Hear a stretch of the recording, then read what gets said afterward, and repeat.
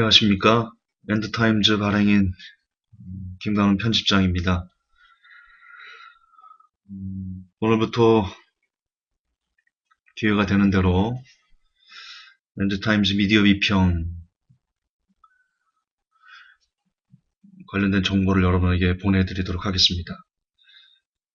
짤막짤막한 내용 중에 우리가 집중해서 봐야 될 기사, 행간을 분석해서 제공해 드리도록 하겠습니다. 오늘 첫 번째 시간인데요. 제목이 이렇습니다. 우리는 트럼프로 인해 전쟁하는 나라 일본을 보게 될 것이다. 이 연합뉴스에서 어제 나왔던 2011년 14일 날, 2016년 11월 14일 날 올라왔던 기사인데요. 중요 부분만 읽어드리면 이렇습니다.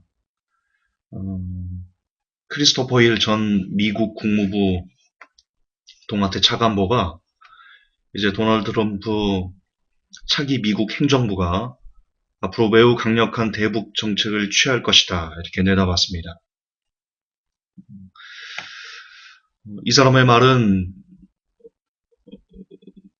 단순한 예측이 아닙니다. 여러분 아시는지 모르겠지만 도널드 트럼프는요, 어떻게 발언했냐면,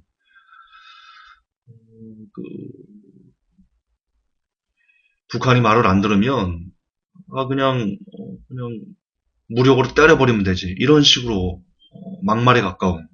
원래 트럼프가 좀 막말을 하는 그런 아웃사이더입니다.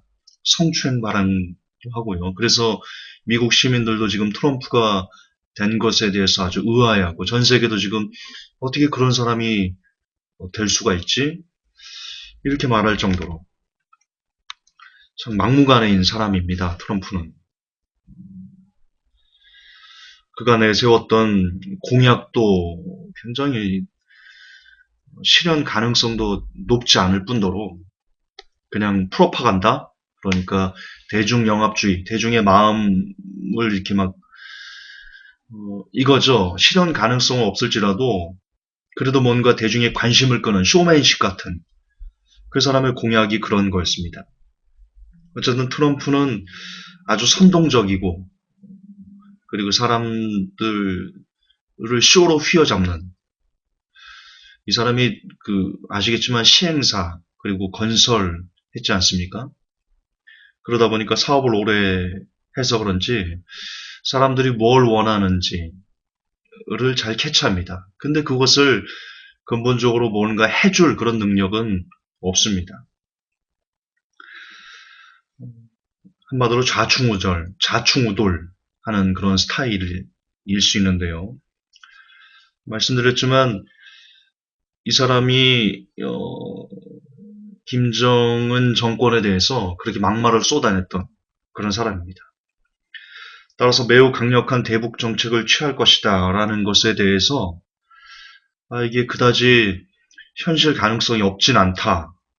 실제로 트럼프 행정부가 들었으면 북한에 대해서 굉장히 강력한 그리고 무력 시위까지 할 수 있을 정도로 그렇게 강력한 대북 정책을 드라이브할 것이다.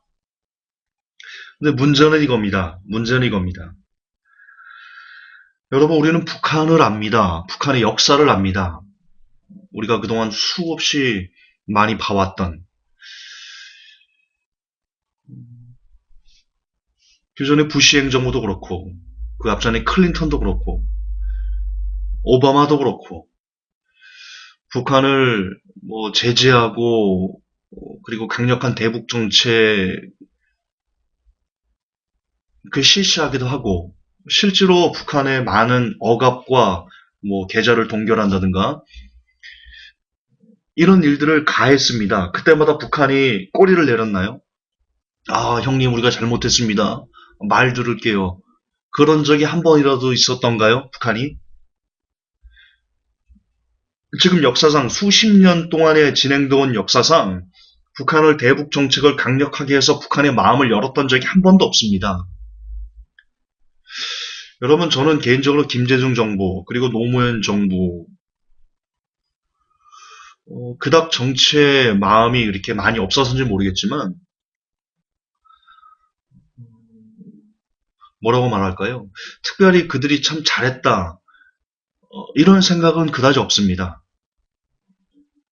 그럼에도 불구하고, 어쨌든 북한과 우리나라가 한국이 화해의 무드로 가면서 어느 정도 협력하고, 그리고 뭔가 화기애애한 분위기를 낸 것은 김대중 대통령의 햇볕 정책이 지금의 강력한 드라이브를 걸었던 것보다 강력한 대북 정책, 지금처럼 박근혜 대통령이 개성공단을 폐쇄하고, 그것도 물론 최순실 씨 작품이지만 개성공단을 폐쇄하고 북한과 막 외교 단절하고 막 전쟁하겠어 이렇게 했던 것보다 차라리 햇볕 정책을 했을 때가 북한의 마음을 좀 더 많이 녹였고 좀 더 이렇게 화합하는 그런 분위기가 있었던 것은 사실입니다. 그런 차원에서 그 반대로 강력하게 북한을 대북 정책을 걸었을 때 개성공단 폐쇄했을 때 북한이 어떻게 맞대응했죠? 핵실험으로 맞대응했고 미사일 쏘는 것으로 맞대응을 했습니다. 북한은 이런 단체입니다. 북한은 강력하게 그들을 억압하면 억압할수록 문을 열지 않고 오히려 더 도발하면서 미사일을 많이 쏘아대면서 야 죽일 테면 죽여봐 같이 죽자 이런 주의라고 말입니다. 크게 지난 역사입니다. 따라서 도널드 트럼프가 아무리 강력하게 대북 정책을 하고 심지어 너희들 뭐 미사일로 때려버리겠어 이런 말을 한다고 북한이 눈 하나 깜짝하지 않을 거라는 겁니다. 오히려 그들을 억압하면 억압할수록 북한은 뭡니까? 궁지에 몰린 쥐가 고양이를 물듯이 이제 김정 정권은 이제 잃을 게 없어요. 잃을 게 없어요. 지금 탈북자들도 엄청 많이 일어나고 잃을 게 없습니다. 에이 이판사판 공사판이다. 그래버리면 정말 한반도가 전란에 휩싸일 수 있다. 근데 문제는 제가 제목에서 써놨지만 트럼프가 강력한 대북 정책을 드라이브하고 그에 맞춰서 북한이 반발해서 미사일을 막 쏘아대면 그리고 그 미사일이 일본 그 근처까지 날아가서 일본이 위협을 느낀다면 그렇게 될 건데요. 시나리오가 그렇게 이어질 건데요. 북한이 미사일을 막 쏘아대면 그러면 일본이 들고 일어나서 자신들의 재무장하는 것을 확대할 수 있다는 겁니다. 더군다나 트럼프는 공개적으로 얘기했습니다. 야, 니네 나라는 니네가 알아서 국방을 책임져. 우리 주한미군이나 주일 미군을 더 주둔시키고 우리의 도움을 받기 위해서는 돈을 더 내. 이런 주의거든요. 근데 지금 아시겠지만 아베 정권은요. 이 극우 세력이지 않습니까? 어떻게든지 지금 전쟁하는 나라, 재무장하는 나라를 꿈꾸고 있는데 그래서 심지어 헌법마저 바꿔서 이제 보통 국가가 되려고 하는 것이 아베의 꿈인데 이제 트럼프가 나와서 아주 좋죠. 야, 니네 국방은 니네가 알아서 해. 그리고 우리가 강력하게 북한 대북 정책을 할 거야. 이 두 개가 같이 맞물린다면 북한은 반발해서 미사일 쏘아대고 핵실험해대고 그렇게 반응할 것이 너무나 불보듯 뻔하고 일본은 아 옳다 기회다 싶어가지고 재무장을 하고 그리고 언론을 이용해서 국민들을 세뇌할 거 아닙니까? 야, 북한이 저렇게 미사일 맨날 쏘대고 핵실험하고 그러는데 우리 앉아서 죽을 거야? 일본 국민들 앉아서 죽을 겁니까? 우리가 이걸 막기 위해서는 어떻게 해야 되겠습니까? 헌법을 바꿔야 됩니다, 헌법을. 그거 외에는 답이 없습니다. 헌법을 바꾸는 거 외에는 그래서 우리가 보통 국가가 돼서 우리 지금 한반도에 있는 일본인들 여러분 같은 나라 사람입니다. 저들 살려야 되지 않습니까? 그리고 지금 이 여기에 있는 열도에 있는 이 1억에 가까운 이 사람들 북한의 미사일 그대로 맞으면 어떻게 할 겁니까? 근데 우리는 저들을 막아낼 수 있는 힘이 없어요. 어서 헌법을 바꿔서 우리가 보통 국가가 돼서 저들이 위협이 있을 때 우리가 먼저 선제적으로 때려야 됩니다. 혹은 우리가 뭐 저들을 대비할 수 있는 그런 법적인 제도를 갖춰야 되겠죠. 라고 언론을 이용해서 선동한다면